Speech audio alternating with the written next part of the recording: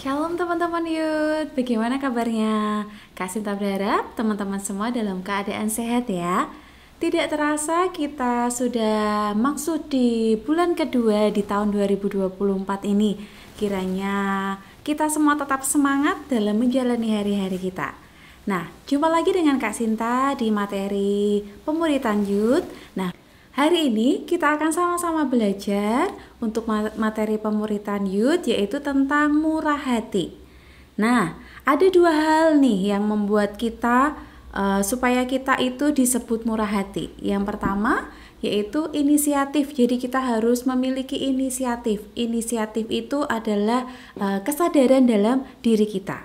Kemudian yang kedua itu murah hati muncul karena dorongan. Ya, dorongan untuk menambah sesuatu hal yang mungkin kurang baik di dalam kehidupan kita. Nah, contoh seorang yang murah hati yaitu cerita di dalam Alkitab perumpamaan seorang Samaria.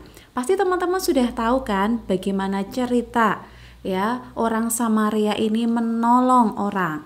Nah, orang Samaria menolong orang itu karena orang Samaria ini ya dia memiliki sifat murah hati. Jadi dia menolong orang, dia tidak memandang bagaimana orang tersebut, siapa orangnya, kemudian dari mana orang ini berasal, bagaimana latar belakangnya, tidak ya. Tetapi karena kemurahan hati yang begitu besar yang dimiliki seorang Samaria ini, akhirnya seorang Samaria mau membantu orang yang sedang membutuhkan pertolongan.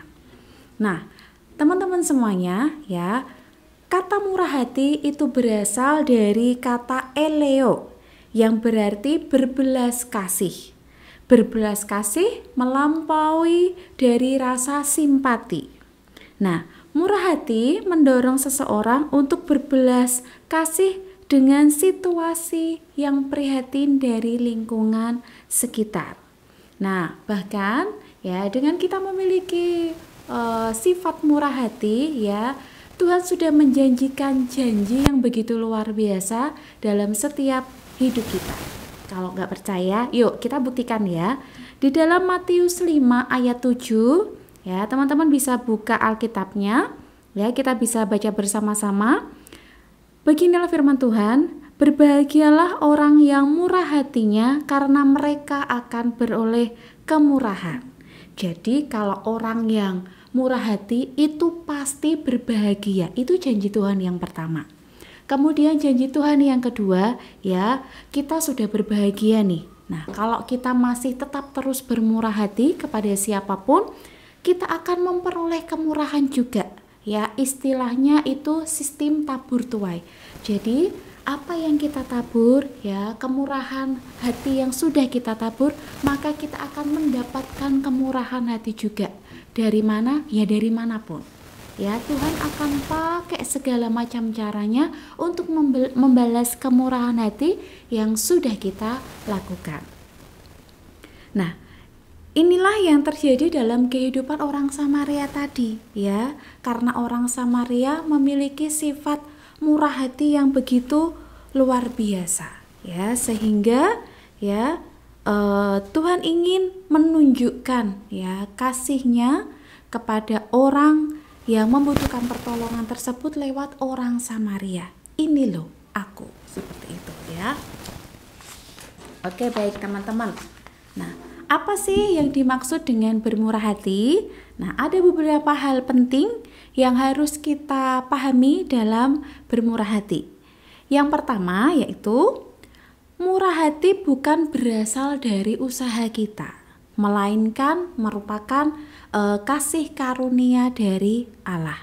Ya, kita bisa baca di dalam Roma 9 ayat 15 dan 16. Beginilah firman Tuhan. Sebab ia berfirman kepada Musa, aku akan menaruh belas kasihan kepada siapa? Aku mau menaruh belas kasihan dan aku akan bermurah hati kepada siapa aku mau bermurah hati. Nah, kalau kemurahan hati berasal dari kasih karunia Allah, mengapa ya masih banyak orang yang sulit untuk bermurah hati? Ada yang tahu? Nah, mengapa banyak orang yang masih sulit bermurah hati? Jawabannya yaitu karena tidak semua orang sadar ya dan mau memeriksa di dalam dirinya apakah aku ini bermurah hati atau enggak.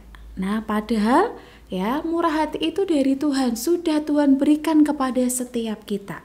Ya, ibarat kata gini nih, ada yang tahu, sadar, oh aku sudah dikasih kemurahan hati sama Tuhan. Ada yang tahu tapi pura-pura nggak tahu. Bodo amat ah. Bahkan yang lebih parah lagi, ada yang sama sekali tidak tahu dan tidak sadar kalau Tuhan sudah memberikan kemurahan hati itu dalam hidupnya. Ya, contoh sederhana dalam kehidupan kita sehari-hari. Ibarat kata gini, kita dikasih ya baju baru yang bagus gitu kan. Nah, ada yang tahu sadar, oh ini baju baru bagus, aku pakai. Tapi ada yang juga dia tahu itu baju baru ya, tapi nanti pakainya aku simpan dulu. Ya, tapi ada yang baju baru udah dia tinggal aja. Ya. Nah, oleh sebab itu ya, kita tidak boleh seperti yang ketiga ya. Kita harus tahu, kita harus sadar, kita ini sudah diberikan Tuhan ya karunia yaitu murah hati. Nah, oleh sebab itu ya, kita harus mengaplikasikannya ya, mempraktekannya dalam kehidupan kita sehari-hari ya. Kemudian yang kedua ya, murah hati adalah cerminan pribadi Allah. Di dalam Lukas 6 ayat 36 dikatakan bahwa hendaklah kamu murah hati sama seperti Bapamu adalah murah hati. Nah, seorang anak biasanya ya, seorang anak itu akan mewarisi sifat-sifat orang tuanya, termasuk ayah. Nah, seorang ayah akan memberikan teladan yang baik ya, dengan tujuan, dengan maksud supaya nanti anak-anakku juga memiliki sifat yang sama seperti aku ya, supaya orang tua dapat menghasilkan ya anak-anak yang berkualitas, yang bermoral baik. Nah, selain kita memiliki orang tua di dunia, kita juga memiliki orang tua di surga, yaitu Bapa surgawi kita. Nah, kita tahu bahwa Bapa di surga sudah memberikan teladan kepada kita untuk bermurah hati kepada siapa saja. Nah, kalau kalian merasa ya, kalian anak-anaknya ya, kalau Misinta sih merasa nih, Misinta tuh anaknya Bapa di surga. Ya, kalau kita merasa kita anak-anaknya Bapa di surga, kita harus mewarisi apa yang sudah Tuhan teladankan, apa yang sudah Bapa teladankan kepada kita untuk kita bermurah hati. Ya. Nah, Tuhan saja ya menginginkan yang terbaik untuk kita. Ya, Tuhan mau menjaga kita, Tuhan mau melindungi kita, bahkan Tuhan mau memberkati kita. Ya, Tuhan tidak pernah kekurangan waktu untuk mendengar kita. Bahkan ya, Tuhan mau bermurah hati kepada kita dengan mengulurkan tangannya untuk menolong kita. Ya, apapun itu keadaan kita, bagaimanapun latar belakang kita, Tuhan sangat bermurah hati kepada kita. Nah, oleh karena itu, kalau kita menyadari betapa besar, betapa banyak dan tak terbatasnya kemurahan hati Tuhan atas hidup kita, sudah seharusnya kita pun mencerminkan sikap hati yang sama dengan Tuhan, yaitu bermurah hati.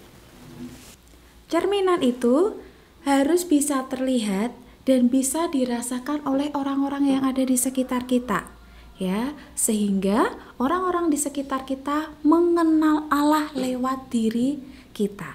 Kalau kita tidak bermurah hati, bagaimana orang-orang di sekitar kita bisa mengenal pribadinya Allah? Ya, karena kita tahu di ayat tadi bahwa Bapa kita adalah Bapa yang murah hati. Ya.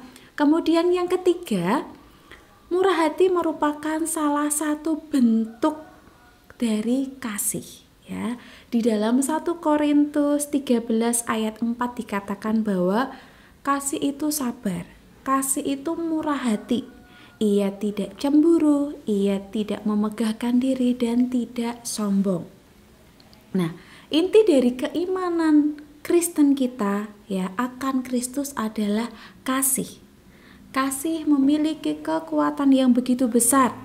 Ya, bahkan punya cukup kekuatan untuk menggerakkan Tuhan sehingga Tuhan ya rela mengorbankan dirinya, Tuhan Yesus, untuk menyelamatkan kita, menebus dosa-dosa kita. Kalau Tuhan tidak punya yang namanya kemurahan hati, nggak mungkin ya Tuhan mau mengorbankan dirinya untuk kita. Apalagi kita tahu dosa kita ini begitu luar biasa. Tapi karena kemurahan hatinya Tuhan, Tuhan mau rela mati di kayu salib untuk menebus dosa kita semua. Nah, murah hati ya disebutkan juga bahwa murah hati merupakan bentuk atau wujud dari kasih. Nah, kasih sendiri adalah bagian dari buah-buah roh. Ya, ini semua bisa kita lihat di dalam Galatia 5 ayat 22 sampai 23.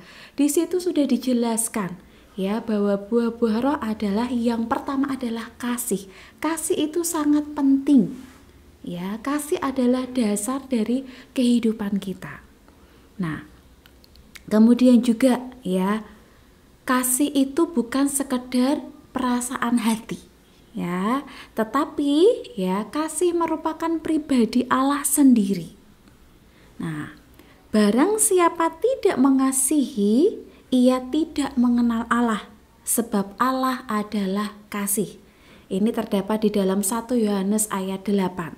Ya, barang siapa tidak mengenal kasih, ia tidak mengenal Allah, sebab Allah adalah kasih. Nah, kita harus hati-hati nih. Kalau kita ya hidup kita tidak ada kasih, tidak ada kemurahan hati, berarti kita ini tidak mengenal Allah. Karena di dalam 1 Yohanes 4 ayat 8 jelas dikatakan bahwa Allah adalah kasih. Nah, kita bisa melihat nih kemurahan hati di dalam 3 dasar utama tadi. Ya, begitu pentingnya murah hati sebagai bentuk, sebagai wujud yang diwariskan langsung dari Bapa untuk kita. Ya, sehingga kita bisa melimpahkan ya kasih Tuhan, kemurahan Tuhan yang sudah Tuhan berikan kepada kita untuk kita bagikan, untuk kita wujudkan dalam kehidupan kita sehari-hari. Karena itu, yuk teman-teman, ya, marilah kita bermurah hati kepada semua orang, sama seperti Bapa yang sudah bermurah hati kepada kita. Oke, teman-teman. Nah, sebagai tugasnya, nah, bagaimana sih ya supaya kita dapat mengaplikasikan ya wujud nyata kita. Ya, kita ini memiliki kemurahan hati. Nah, kebetulan banget nih di bulan Februari ini sebentar lagi kita akan masuk di dalam bulan Valentine. Nah, biasa nih ya, Valentine itu kan sering banyak kita menyebutnya adalah hari kasih sayang. Nah, oleh sebab itu teman-teman, sebagai tugasnya, yuk kita belajar bermurah hati. Ya, teman-teman bisa bersama-sama ya dengan teman-teman yang lain di kelas masing-masing, juga dengan mentor masing-masing, kita bisa saling berbagi. Ya, terserah apapun yang mau kita bagikan ke teman-teman kita. Ya, kita bisa sama-sama untuk berbagi coklat, berbagi permen, atau berbagi apapun. Ya, sebagai wujud kasih kita, sebagai wujud kemurahan kita kepada orang-orang yang ada di sekitar kita. Ya, jadi di dalam kelas nanti teman-teman bisa perjamuan kasih, kita bisa saling berbagi dengan teman-teman kita. Oke, demikian teman-teman ya, kembali lagi di program pemuritan selanjutnya. Sampai jumpa. Tuhan Yesus memberkati. Shalom.